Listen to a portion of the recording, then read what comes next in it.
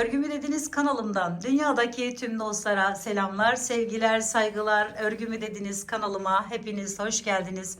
Bu videomda sizlere robadan başlayarak yapmış olduğum haroşe ve selanik modellerinden oluşan bu crop hırka yapımını bütün detaylarıyla sizlere anlatmak ve paylaşmak istedim. Umarım sever ve beğenirsiniz arkadaşlarım.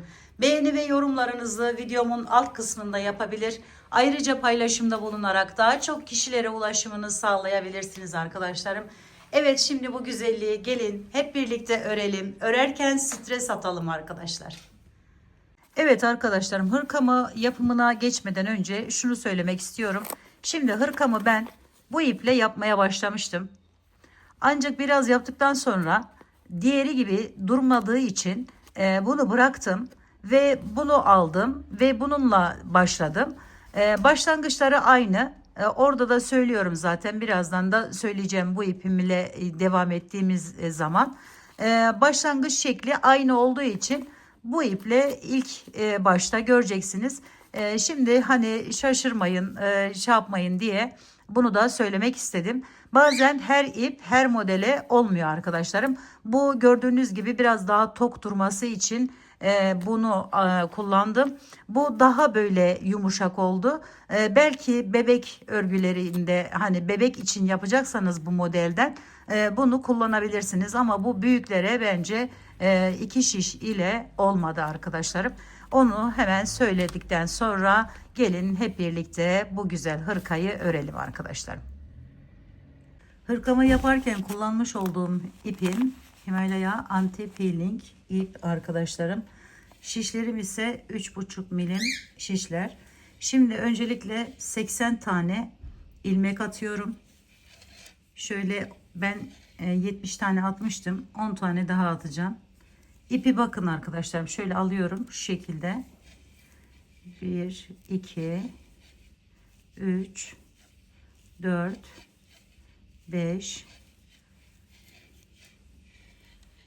6, 7, 8, 9, 10. Toplam benim 80 tane burada ilmeğim oldu arkadaşlar. Bu 80 ilmeğin 40 tanesini önler için, 30 tanesini arka için, 5'erden 10 tanesini de kollar için ayıracağız. Şimdi bu ayırma işlemine gelmeden önce arkadaşlarım şöyle 5 sıra şeklinde sadece arkadan alarak, bakın şu şekilde giriş yapıyorum, arkadan alıyorum, çekiyorum. Şöyle ses çıkartıyor. Şöyle ve haroşe şeklinde öreceğiz. Bunu 5 sıra devam edelim. Daha sonra da ön, arka ve kol ayrımına geçeceğiz. Artışını da sizlere göstereceğim. Robadan başlanarak yapılan bir hırka çalışmasını bu şekilde başlamış olacağız arkadaşlarım. Şöyle hepsi böyle. Geri dönüşte de aynı şekilde yapacağız. Hiçbir değişiklik yapmadan, o yüzden hırkamızın örmesi gayet kolay olacak arkadaşlar. Evet, şöyle girişimizi yapalım. Şöyle bakın. Dönüşte de, onu da bilmeyen arkadaşlarım için şöyle göstereyim. Yine arkadan şöyle alarak, yine hiçbir değişiklik yapmadan arkadaşlarım devam edeceğiz. Evet. Şimdi bunu, şu yerleri 5 sıra olacak arkadaşlarım. 5 sıra olana kadar, yani bir gidiş geliş 5 sıra oluyor. Toplam 10 sıra bu şekilde arkadan ördüğümüz zaman 5 sıra lastik şeklinde yapmış olacağız. Evet, şimdi devam edelim ve bu 5 sırayı tamamlayalım.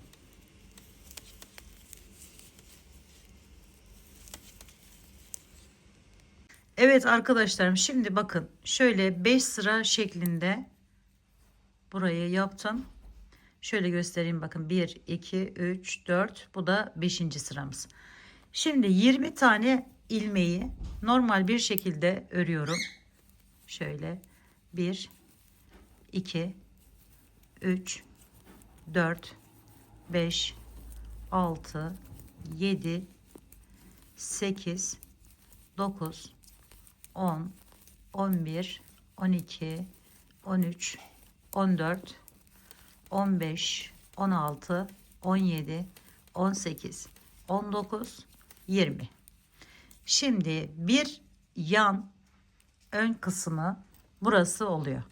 Şu bizim arttırma ilmeğimiz olacak arkadaşlarım. Şöyle bir işaret takalım.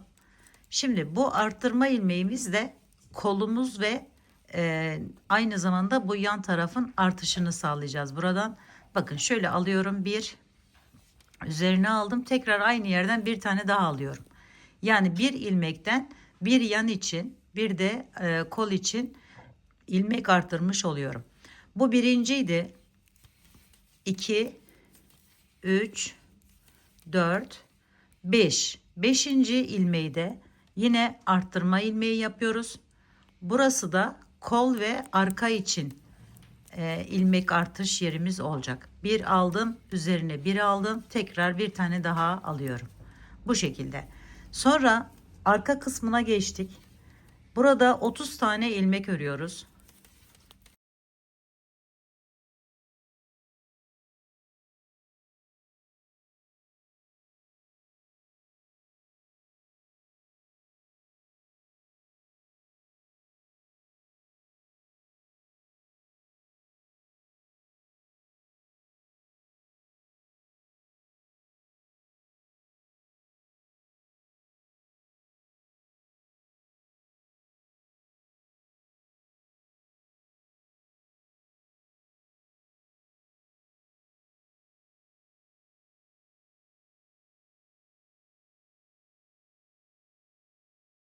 Evet, 30 tane ilmeği ördükten sonra şu bakın kol ve arka için olan artış yerimiz, şöyle işaretimizi koyduk. Hemen buradan şöyle bir aldım, tekrar bir daha üzerine alarak 3 tane ilmek çıkartmış oldum. Sonra arada birinci ilmeğimde 2, 3, 4. Bunu da aynı şekilde artış ilmeğimiz olacak. Şöyle bir işaretle buna koyalım. Ve buradan normal artışımızı yapalım. Bu da diğer yan ve arkanın artış yeri olacak arkadaşlar. Evet, gördüğünüz gibi burada kalan 20 ilmeğimizi normal bir şekilde yine örerek devam ediyoruz.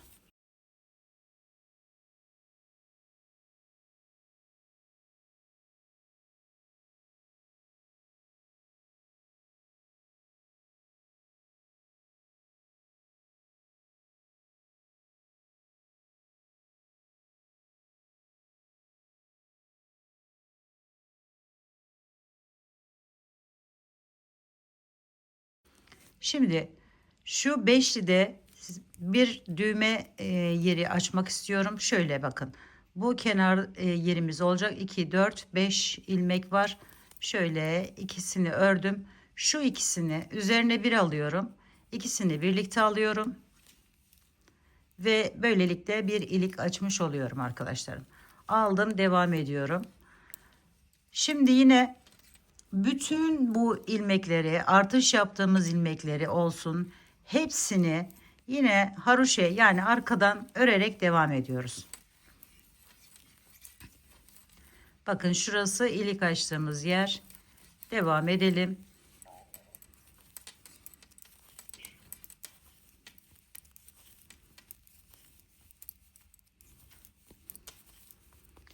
Artışlarımızı arkadaşlarım ön taraftan yapıyoruz.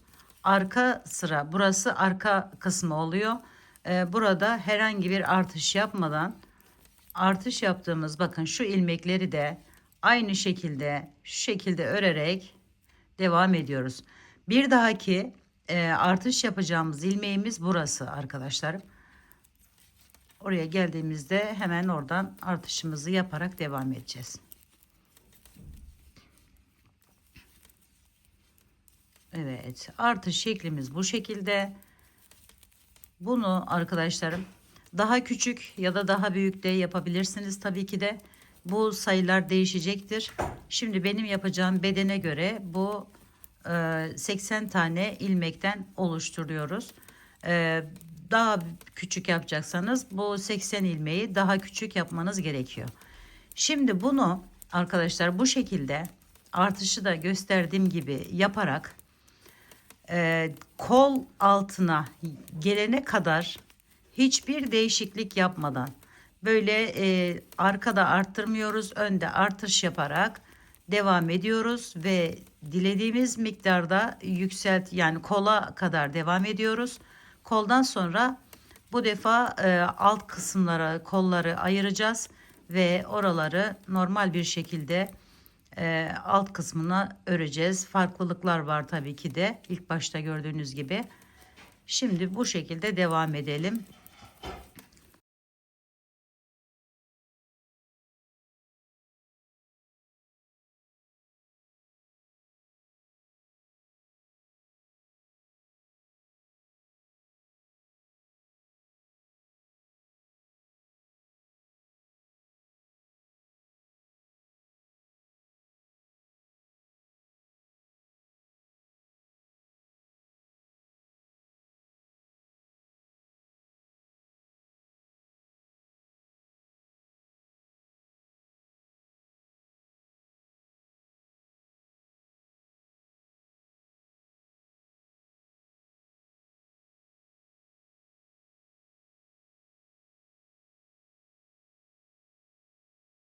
Şimdi arkadaşlarım şu artışı bir daha göstereyim sizlere. Bakın şurası bizim artış yerimizde.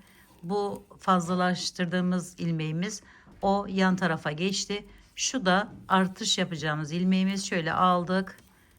Ortasındakinden artışımızı yaptık. Sonra devam ediyoruz. Şöyle geldim ve yine bakın ortadaki ilmeğim şurası. Buradan girişimi yapıyorum, aldım. Bir daha üzerine alıp bir tane daha alıyorum. Ve devam ediyorum. Aynı şekilde örmeye ve dediğim gibi artış bu şekilde olacak ve robadan başlamış olduk. Böyle büyüteceğiz arkadaşlarım. Kol yerimiz yetene kadar büyüteceğiz, çoğaltacağız bu modeli. Evet, şimdi bu şekilde devam edelim. Evet arkadaşlarım, bu defa değiştirdiğim ipim Nako Super Sport Wool isimli böyle bir ip. Renk numarasını da söyleyeyim sizlere, 2406. Şişimiz de 5 numara oldu arkadaşlar.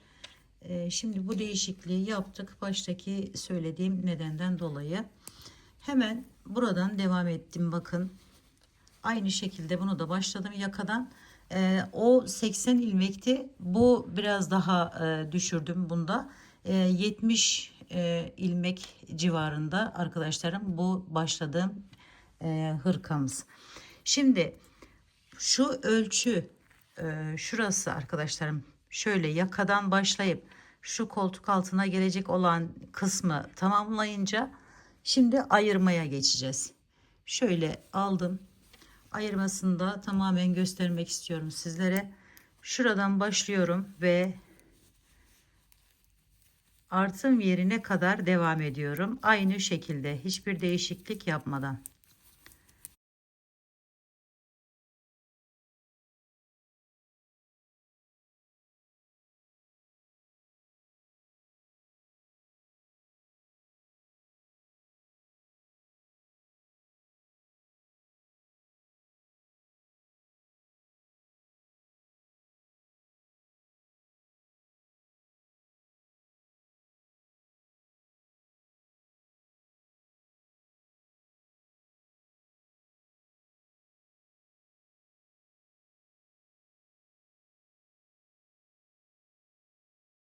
...70 ilmek olarak başladım arkadaşlarım.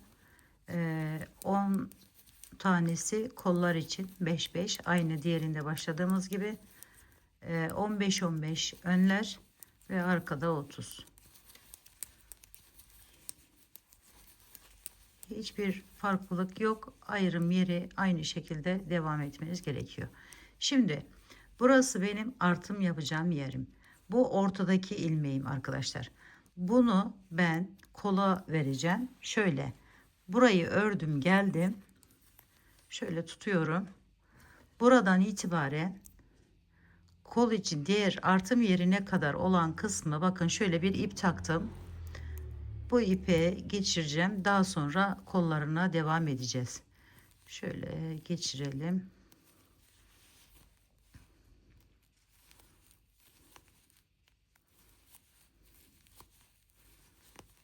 Artık kolların uzatılmasını daha sonra yapacağız.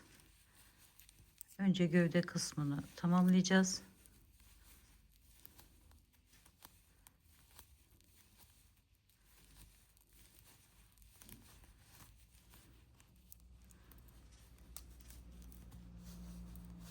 Şöyle bir ip geçirin içerisinden. Kalın da olsun çünkü şeyimiz kalın, ipimiz kalın.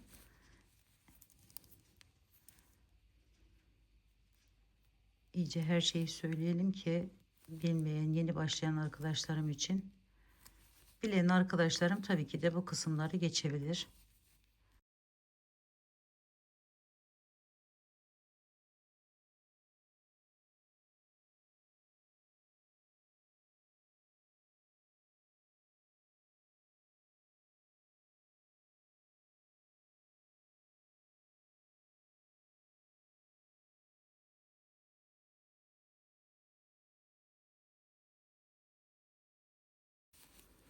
Şimdi yine bakın ortadaki ilmeğime geldim. Onu da şu şekilde taktım. İpimi geçiriyorum şöyle.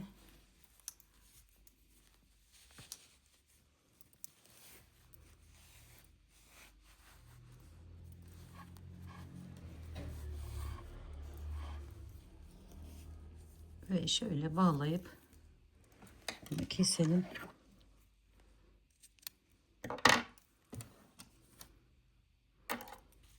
Bu ilmeklerimiz kaçmasın diye yaptığımız bir işlem oluyor.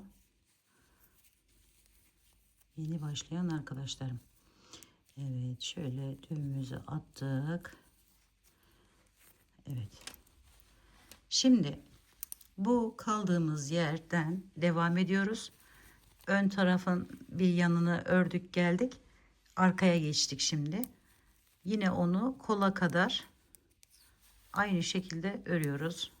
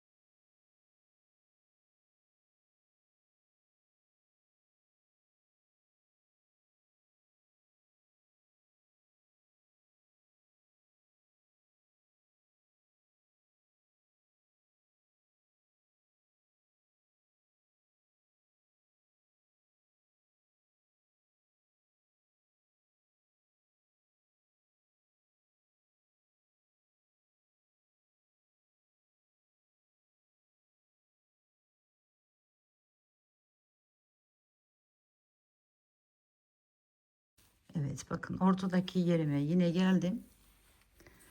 Hemen şöyle ipimi alıyorum ve buradan takacağım. Bu kolu da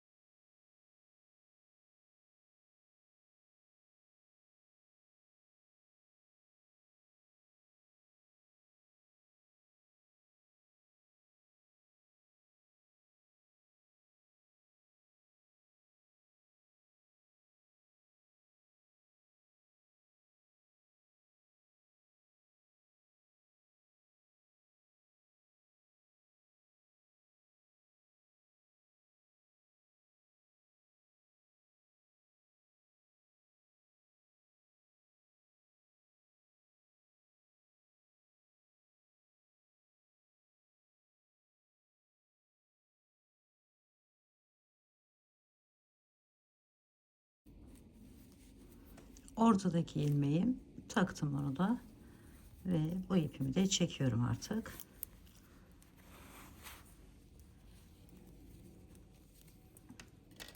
Şöyle.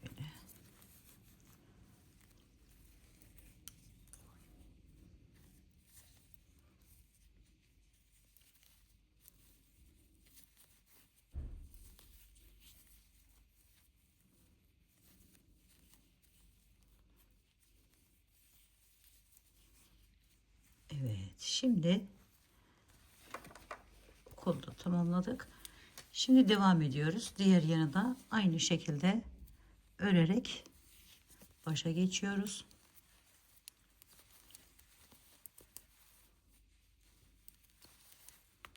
Şurayı biraz sıkı yapmaya çalışın arkadaşlar.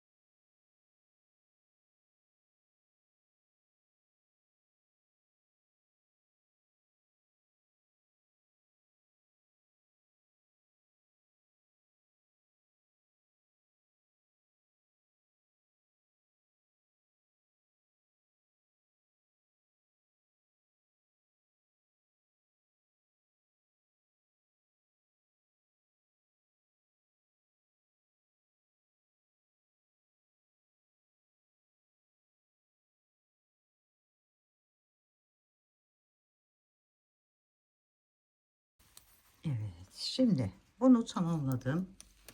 Gördüğünüz gibi şöyle size genel olarak bir göstermek istiyorum.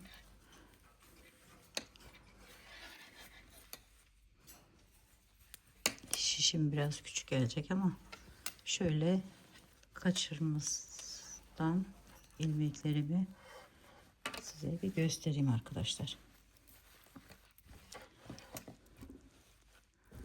Bakın şu şekilde. Şunları da ben çıkartmadım özellikle. Böyle düz tarafımı, ters tarafımı olduğunu daha rahat fark edebilmek için. Bakın şu şekilde arkadaşlar. Burası düğme bandımız olacak. Şimdi ilik açmayı da göstereceğim ben sizlere. Bakın şöyle.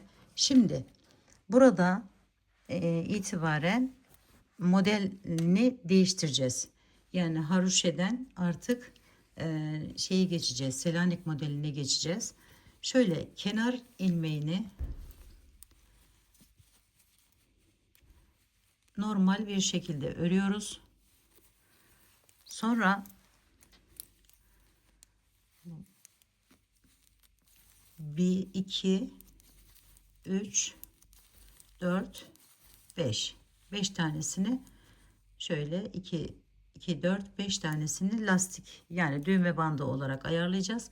Sonra arkadaşlarım hemen bakın buradan başlıyorum. Bir tanesini düz örüyorum. Bir tanesini ters örüyorum. İlk sıramız bu şekilde. Bir düz, bir ters, bir düz, bir ters şeklinde birinci sıradan hemen başlıyoruz.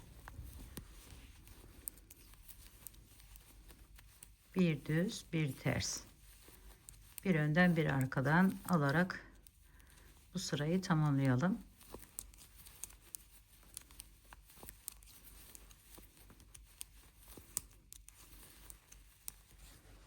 Daha önce yukarıda iyi yazan yere bastığınızda göreceğiniz atkı çalışmasında yaptığımız işlemi buraya uygulayacağız arkadaşlar.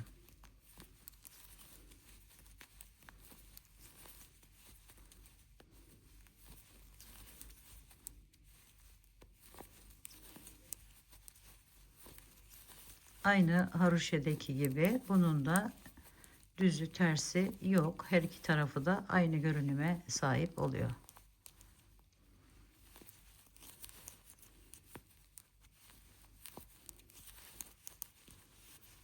Bakın koltuk altına geldim. Yine hiç değişiklik yapmadan şöyle ters ördüm, düz örüyorum, devam ediyorum. Ters ördüm, düz ördüm.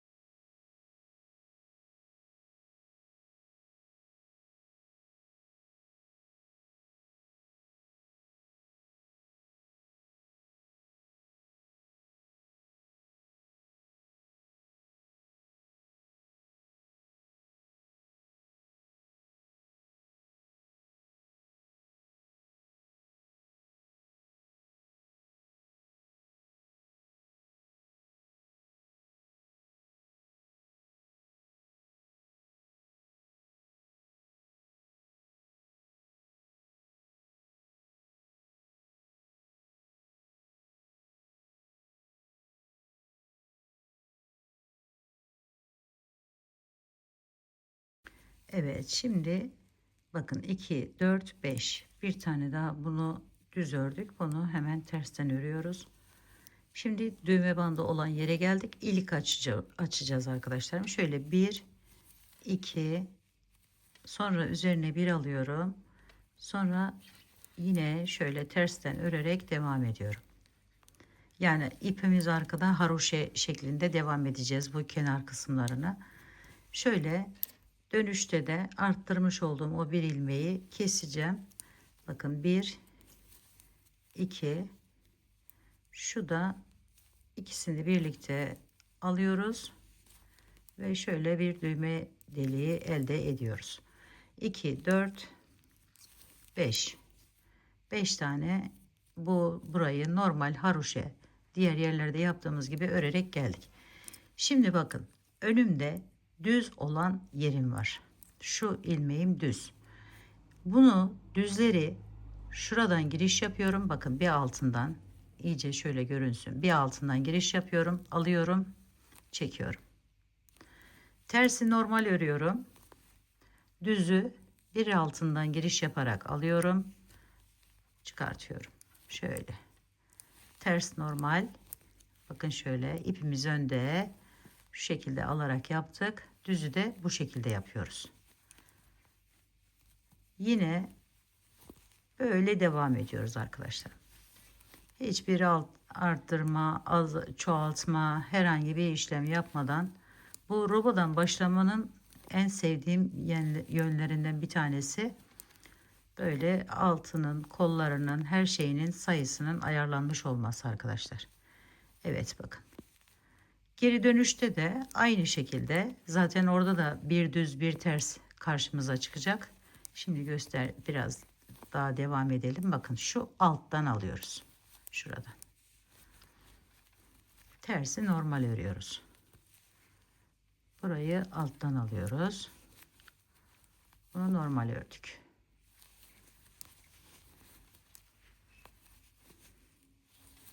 Şöyle. Şimdi bakın. Şöyle bir görüntü.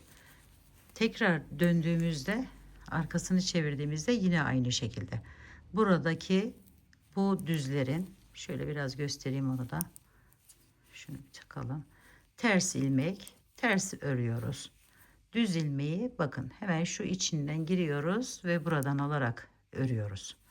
Tersi ters, düzleri sadece buradan alarak.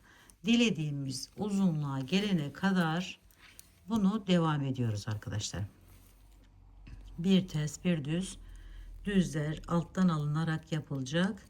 Bu da dilediğimiz boya gelene kadar devam edecek arkadaşlar. Hırkamızın özeti bu şekilde. Kolları da aynı şekilde.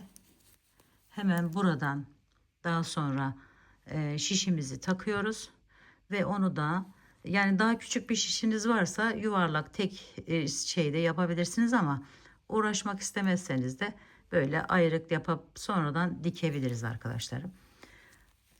Şöyle devam edelim ve hırkamızı tamamlayalım. Yapımı gerçekten gördüğünüz gibi kolay bir model.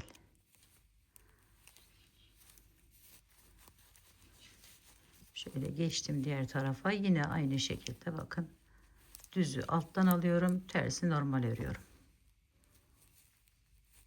Evet, anlaşılmıştır diye ümit ediyorum. Bunu da dediğim gibi yeteri uzunluğa gelene kadar böyle devam ediyoruz. Şöyle bakın göstereyim size. Şu arkadaşlar. Evet arkadaşlarım, bakın bu uzunluğunu yeteri miktarda, yani bana göre yeterli olan ölçüye geldiğinde artık bıraktım ve şöyle aynı burada yaptığımız gibi haroşa olarak burayı tamamladım. Kolu da şimdi göstereceğim sizlere. Bu diğer kolunu da tamamladım. Bir miktar ördükten sonra şöyle uç kısmına yine aynı şekilde haroşa işlemi uyguladım ve şurayı diktim sadece. Şimdi bu kolu özellikle yeni başlayan arkadaşlarım için göstermek istiyorum. Şöyle bakın, ip takmıştık. Bu ilmeklerimiz kaybolmasın diye. Şimdi Bunu şöyle kesebilirim.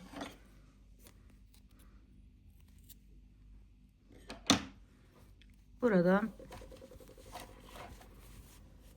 şöyle başlıyorum ve ilmeklerimi şişime aktarıyorum arkadaşlarım.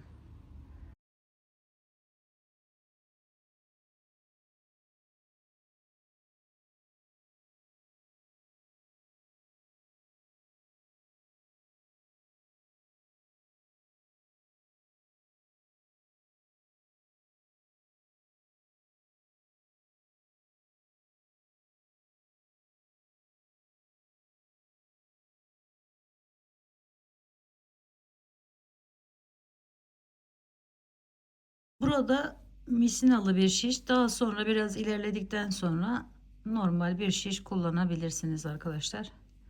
Onu da söylemiş olayım bilgi olarak.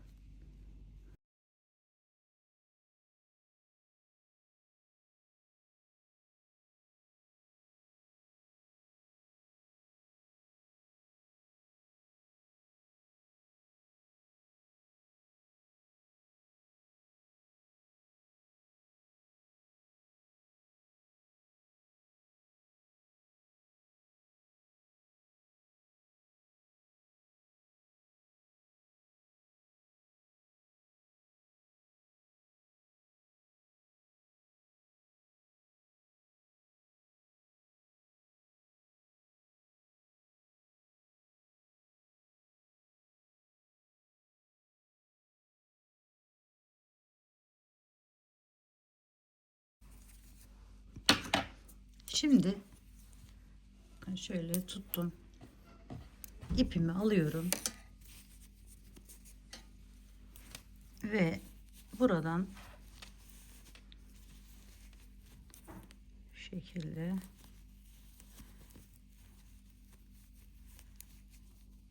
şöyle bir tane bağlayın arkadaşlarım. Daha iyi oluyor. Sonra yine aynı modeli uyguluyorum. Bakın bu düz, hemen şöyle aldım alttan, bunu tersten örüyorum. Bir düz bir ters şeklinde. Bakın şu düz aldım, ikisini birlikte, diğerini tersten örüyorum. Yani ipimiz önde örüyorum. Bunu buradan yine aldım, bunu tersten ördüm.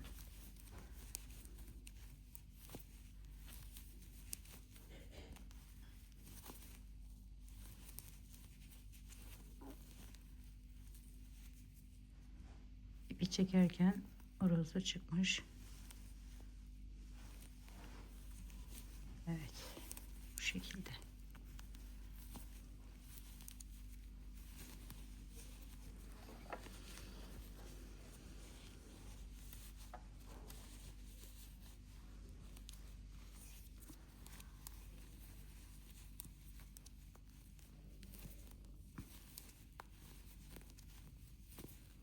Bunu da kolun boyunu ne kadar isterseniz lastik yerimizde tabi dahil ederek örüyoruz.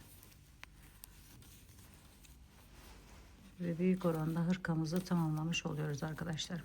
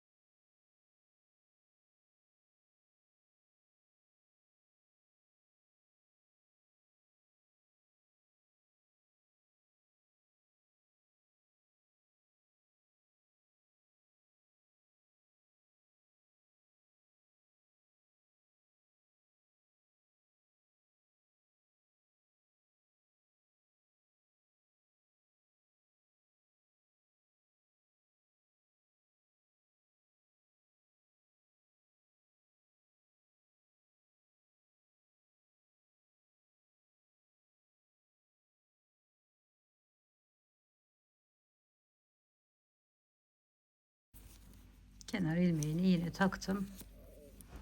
Çeviriyorum ve aynı şekilde devam ediyorum. Şöyle bakın, düz olan ilmek, hemen altından girdim ve düzden ördüm. Sonra tersi, düzü.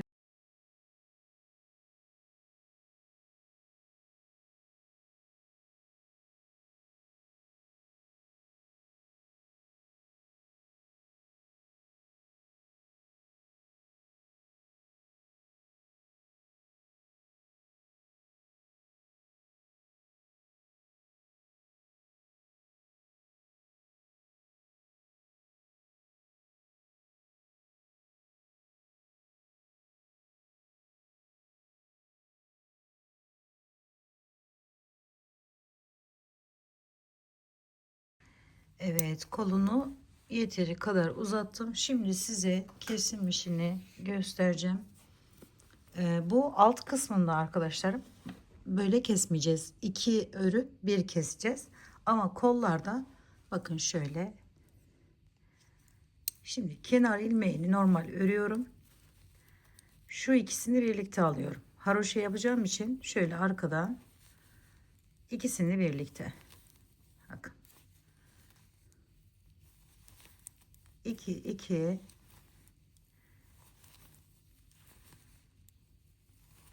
böyle balon kol olması için bu şekilde daraltıyoruz.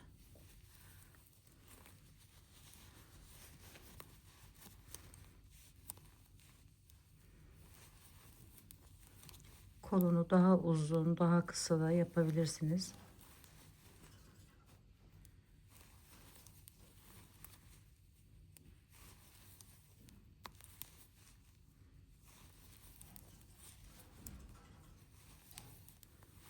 Şöyle 2 alıyorum.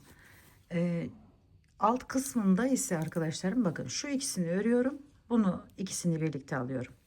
2 örüyorum. İkisini birlikte alıyorum. Böyle oldu. Güzel oldu.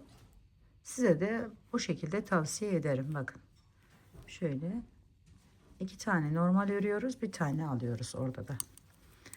Evet, burayı bu şekilde yapıyoruz. Diğerinde ben 10 sıra yani 20 gidiş geliş yaptım. Bunu da aynı boyuta getirip artık büyük oranda hırkamızı tamamlamış olacağız.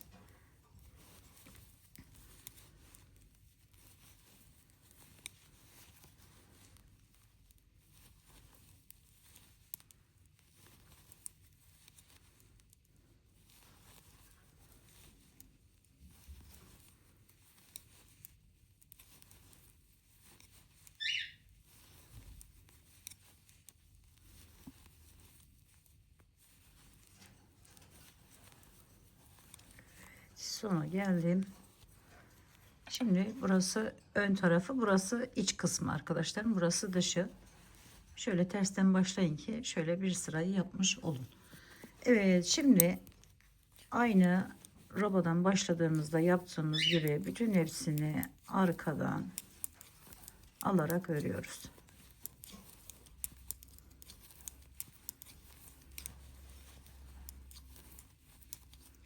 Daha dar olmasını istiyorsanız birkaç tane hani bu şeyleri yaparken yine şöyle ikisini birlikte alarak kesim yapabilirsiniz arkadaşlar.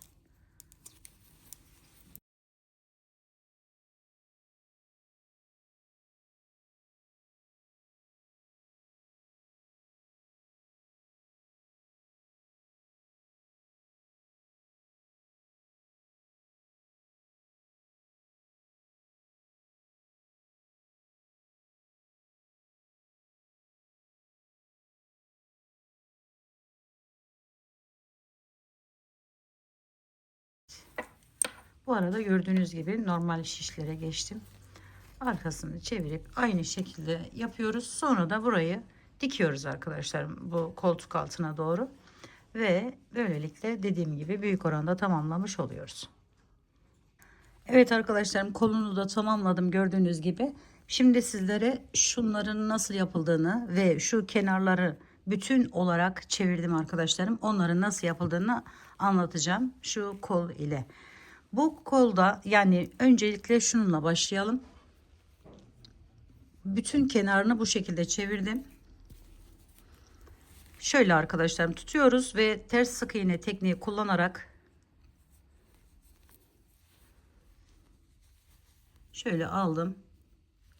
Bunu kola yapmıyoruz. Kola direkt şu şekilde süslemeyi yapacağız. Şöyle aldım. Ters sık iğne arkadaşlar.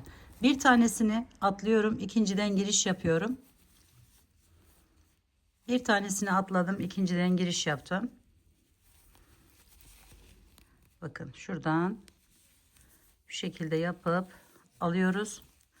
Ve bu şekilde bütün bu ön kısmını şurada gördüğünüz gibi şuralarını bakın, şu yakayı ve alt kısmını çeviriyoruz. Şimdi ise şuraları nasıl yaptığımı göstereyim sizlere. Aynı zamanda bu kolu da tamamlamış olalım. Yine girişimizi yaptık. Şöyle alıyorum. Yine ters sık iğne tekniği kullanacağız. Ancak bu defa şöyle ikisini birlikte tuttum. Bir tane daha zincir çekelim. Üzerine bir alıyorum. Dolgulu ters sık iğne yapacağız arkadaşlar. 2 ve 3. 3 tane topladım ve birleştiriyorum. Şimdi buradan atlıyorum. Bakın 1 2 atladım. Üçüncüden giriş yapıyorum. Şöyle tutup çekiyorum. Önce bir normal sık iğnemi yaptıktan sonra biraz yükselip üzerine bir alıyorum. 1 2 3. 3 defa topladım ve çekiyorum. Sonra buradan 1 2 atlayıp üçüncüden giriş yapıyoruz. Şöyle tuttuk, sık iğnemizi yaptık. Biraz yükseldik ve üzerine topluyoruz.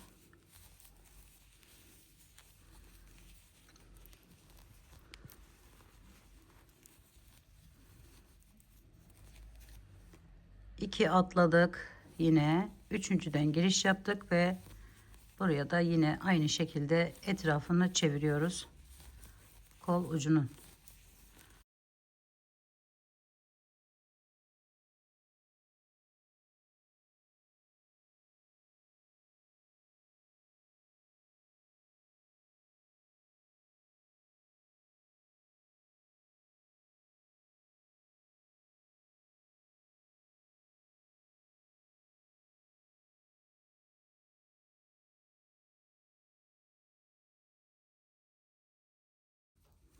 Dolgulu bir fıstık çalışması, ters sık iğne çalışması yapıyoruz.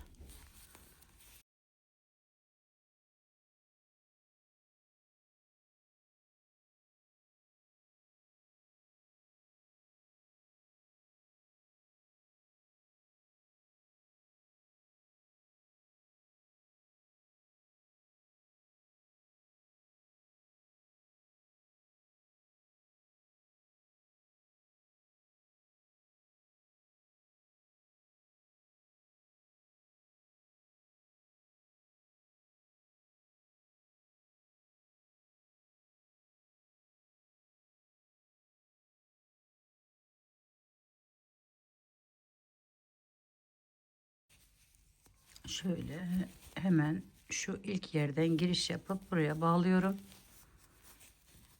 İyice sıkılaştırıyorum arkadaşlarım. Bir zincir çekip artık bunu keseceğim.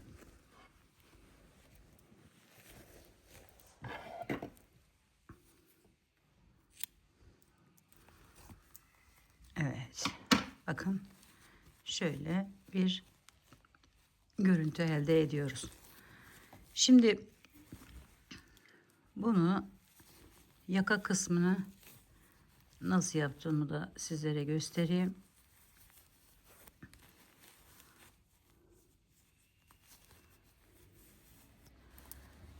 Tam bu şey yeri arkadaşlarım.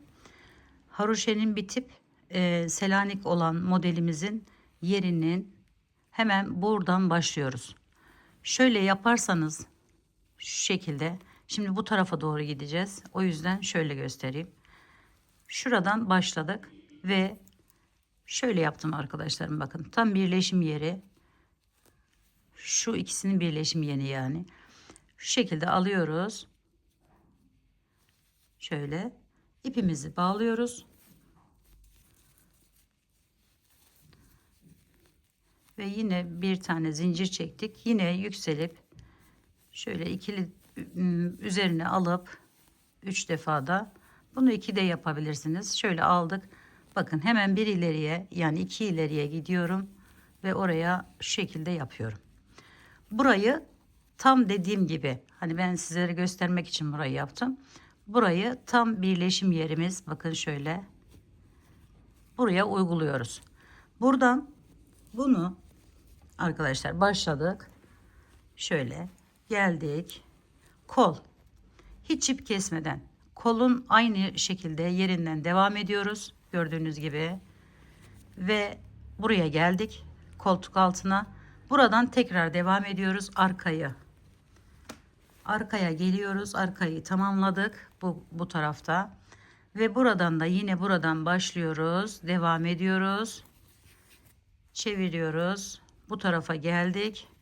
Sonra buradan da artık şuraya gelip bitiriyoruz. Düğmelerini de dikiyoruz.